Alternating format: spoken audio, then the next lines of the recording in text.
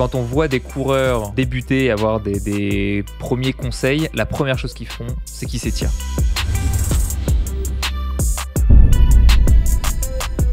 Je vais commencer, ça te va? Pas du tout poli. Allez. Pas du tout de politesse. Alors on va parler du premier mythe ensemble. Étire-toi avant et après tes entraînements. Ce qui est intéressant avec ça, c'est qu'en fait c'est un double mythe. Et là il y en a plein des doubles mythes comme ça. Qu'est-ce que j'entends par double mythe? C'est que le premier mythe qu'on pourrait dire, c'est quand on voit des coureurs débuter, avoir des premiers conseils, la première chose qu'ils font, c'est qu'ils s'étirent. Tu les vois, ils finissent leur jogging et après, c'est vraiment l'image d'Épinal qu'on voit dans les films, etc. où les mecs, ils ont le pied sur la rambarde, ils s'étirent, des ischio-jambiers, etc. Et ce qu'on serait tenté de dire, c'est, premier mythe, ne vous étirez pas après votre entraînement. Ça a plein de... ou avant, ça a plein de méfaits. Avant, ça va diminuer votre capacité de puissance, ça va diminuer vos performances, etc. Puis après, ça va augmenter vos dommages musculaires, nanana.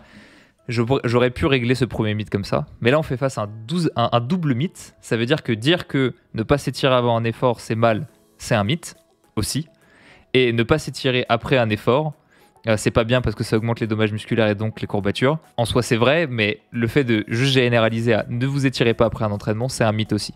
En fait on pourrait dire les étirements comme ils sont souvent réalisés, c'est-à-dire passifs, c'est pas le meilleur échauffement que vous avez à faire. Donc pour vous échauffer, vous avez sûrement très mieux à faire.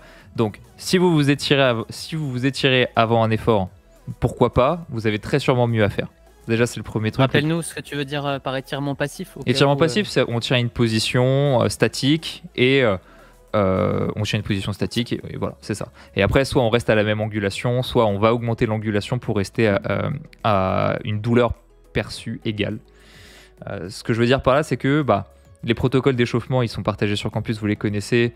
Petit footing, ensuite activation progressive avec une accélération ou certains intervalles où on va monter en vitesse petit à petit pour tendre vers la vitesse de course.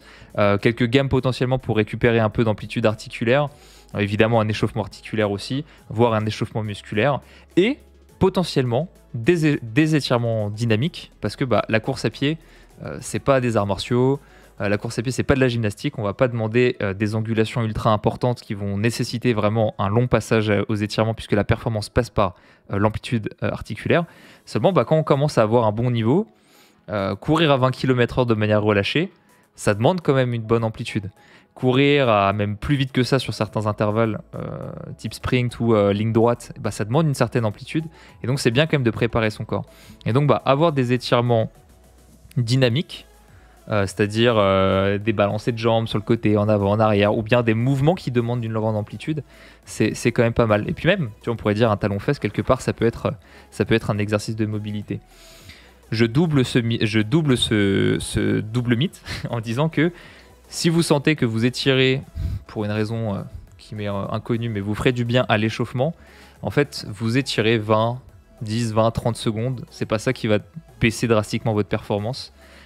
Les études desquelles on tire ça, c'est genre des étirements ultra intenses sur des périodes vraiment très longues. J'ai pas les données en tête, mais c'est genre plusieurs minutes d'étirements statiques intenses sur des mouvements qui demandent vraiment beaucoup de puissance. Donc si vous sentez que vous étirez, ça vous fait du bien avant un jogging, quoi que ce soit, ça va rien changer pour vous. À titre personnel, dans ma routine d'échauffement, j'intègre aujourd'hui ce qu'on appelle un échauffement russe, c'est-à-dire avec des phases par exemple pour les mollets, une phase de contraction, une phase d'étirement et une phase dynamique. Les étirements vont durer 5, 6, 7 secondes, pas plus, mais vont être répétés plusieurs fois. Et donc on peut en fait mettre des étirements dans son échauffement. C'est là où je parle de double mythe, c'est que en fait ça sert pas forcément, mais en fait ça peut servir. Pareil pour après l'entraînement. Le mythe, on pourrait dire en fait c'est pas ça qui va vous faire mieux récupérer. Ne vous étirez pas après l'entraînement. Scientifiquement, il n'y a pas beaucoup d'études qui montrent que les étirements aident à récupérer. Mais là où le double mythe il est, c'est que si vous sentez que vous étirez après un entraînement vous fait du bien, étirez-vous. Le double mythe il est là. Moi personnellement, je m'étire un petit peu après les entraînements. Souvent c'est des étirements peu intenses pour justement souvent les mollets sont bien chargés en fonction des séances, on peut se sentir un peu tendu. Donc voilà, juste un étirement assez léger, juste pour récupérer un peu d'amplitude articulaire et ça va bien comme ça.